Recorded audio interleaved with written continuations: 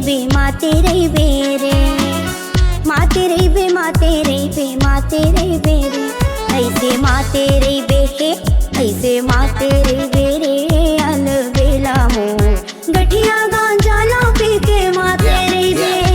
ऐसे माते रही बेरे अलबेला मो गठिया गांजा ला पी के माते रही बे।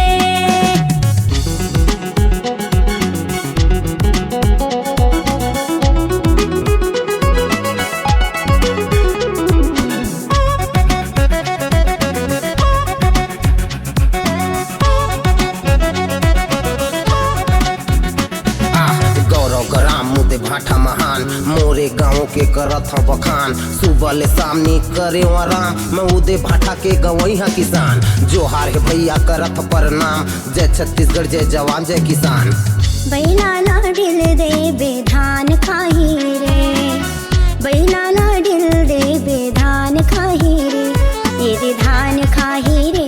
अलबेला मो तोरे कारण मोर जान जाही ये धान खाही रे अलबेला मो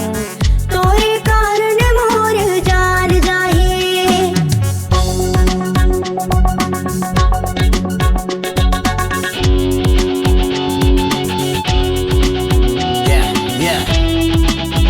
क्या बोलते पब्लिक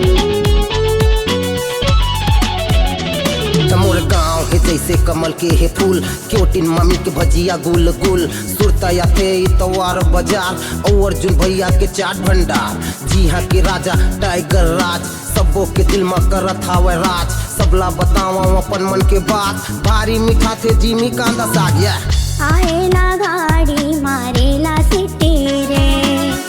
आएला गाड़ी मारेला सिटी रे ये मारेला सिटी रे अलबेला मो काकर बर भेजाओ मैं रंगी चिट्ठी ये मारेला सिटी रे अलबेला मो काकर बर भेजाओ मैं रंगी चिट्ठी।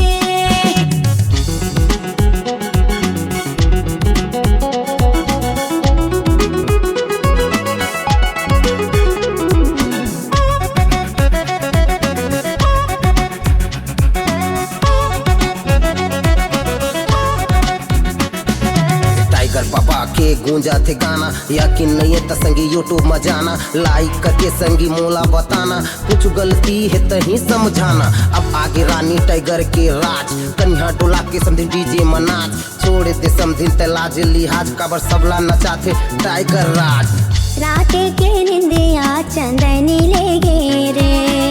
रात के निंदिया चंदनी ले गे रे ये चंदनी ले गे रे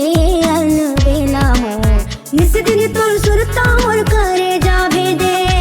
ये चंदनी ले गे रे अलबेला मो निस दिन तोर सुरता और करे जा भेदे। अलग स्वैग अलग बात चापा जिला के बदमाश जा पूछ हाँ टाइगर राज। संगवारी हो नवा नवा गाना सुने बर और देखे बर हमर दीप म्यूजिक चैनल ला लाइक शेयर सब्सक्राइब करे बर बिल्कुल झन भुलाहो और नवा अपडेट पाए बर घंटी के बटन ला जरूर दबाओ।